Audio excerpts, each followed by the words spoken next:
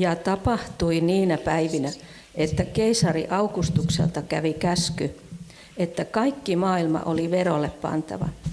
Tämä verollepano oli ensimmäinen ja tapahtui Kyreniuksen ollessa Syyrian maaherrana. Ja kaikki menivät verolle pantaviksi, kukin omaan kaupunkiinsa. Niin Joosefkin lähti Galileasta, Nasaretin kaupungista, ylös Juudeaan, Daavidin kaupunkiin, jonka nimi on Betlehem. Hän kun oli Daavidin huonettajasukua, verolle pantavaksi Marian kihlattunsa kanssa, joka oli raskaana. Minusta tuntuu, että tästä tulee rauhallinen yö. Ihanaa päästä nukkumaan. Kylläpä nukuttaa. Hyvää yötä koko talli. Hyvää yötä.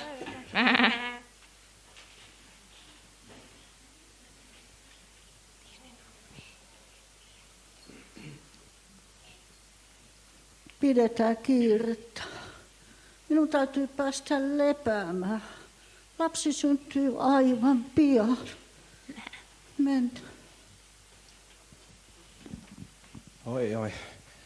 Katso, tuolla on majatalo. Ne varmasti auttavat meitä. Mennään sinne. Salom, vaimoni on aivan viimeisellä raskaalla. Hän synnyttää aivan pian. Auttakaa meitä. No kylläpä olette myöhään liikkeellä. Meillä on liian vähän tilaa täällä. Kaikki paikat on täynnä ja muutenkin on varakasta väkeä, vaan näyttää, että olette köyhempää joukkoa. Hei, vaikka meillä ei ole majatalossa tilaa, niin onhan meillä talli. Se on muuten lämmin, eikä maksa mitään. Tervetuloa vaan sinne, jos kelpaa.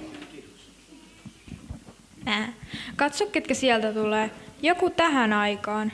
Eikä meillä ole ruoka-aika. Katso, siellä on mies ja nainen. Tuo naisen paikka ei ole kyllä tallissa.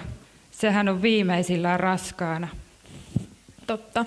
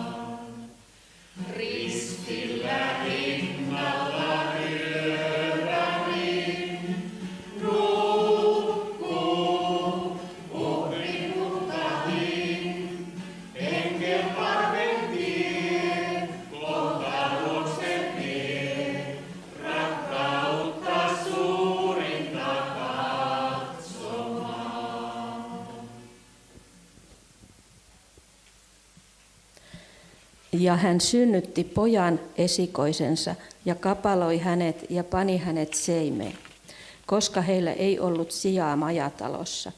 Ja sillä seudulla oli paimenia kedolla vartioimassa yöllä laumaansa. Niin heidän edessään seisoi Herran enkeli, ja Herran kirkkaus loisti heidän ympärillään, ja he peljästyivät suuresti. Mutta enkeli sanoi heille: älkää peljätkö, sillä katso, minä ilmoitan teille suuren ilon, joka on tuleva kaikelle kansalle. Teille on tänä päivänä syntynyt vapahtaja, joka on Kristus, Herra, Daavidin kaupungissa. Ja tämä on teille merkkinä. Te löydätte lapsen kapaloituna ja seimessä makaamassa. Se on ihan peljästynyt. Oliko se totta, mitä me nähtiin? Oli. Aivan valtavan kirkas valo. Mennään kiireesti katsomaan sitä, mistä hän meille ilmoitti. Lähdetään.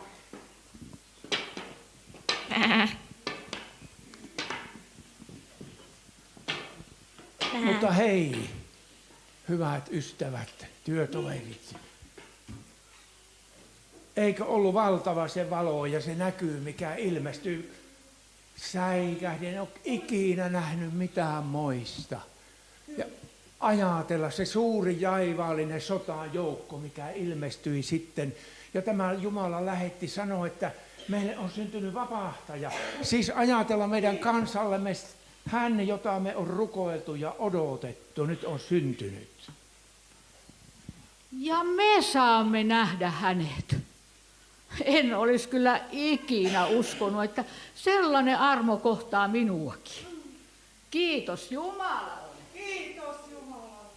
Lähtekää. Mennään katsomaan.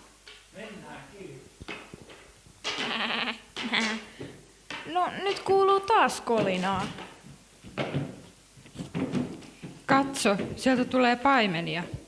Onko meillä ulkoiluaika? Eihän nuo ole meidän paimeniamme. Katso mitä he tekevät. Kumartavat tuota vauvaa.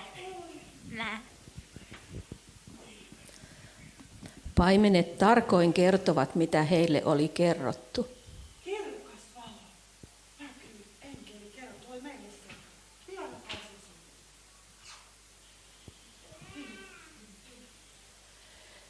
Itäiseltä maalta tulleet tietäjät etsivät vastasyntynyttä kuningasta, joka ei ollut löytynyt Herodeksen hovista, vaan kirkas tähti ohjasi tietäjät lapsen luokse. Muistatteko vielä, veljet, kuinka tähti kertoi ja ymmärsimme, että on syntyvä uusi kuningas, joka on kaikkia kuninkaita voimakkaampi ja jonka valtakunnalla ei ole loppua. Ja nyt lopultakin saamme nähdä hänet. Ja olemme tämän rakennuksen luona, joka yläpuolelle tähden loiste edellytyisellä tavalla nousi. Taas kuuluu kolinaa. Tästä yöstä on kyllä tullut erikoinen. Ja mirhaa. Se mitä paimenet puhuivat. Voisiko se olla totta? Kunnianosoituksena.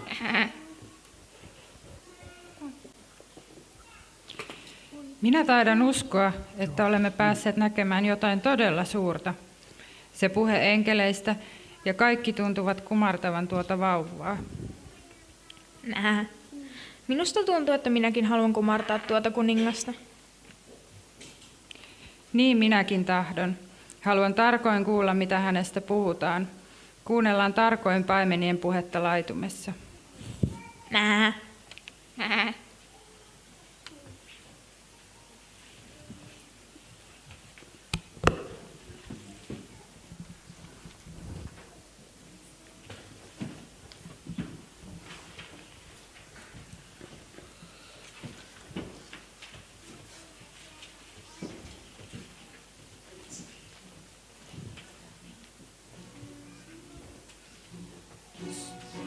Jeesus katsomassa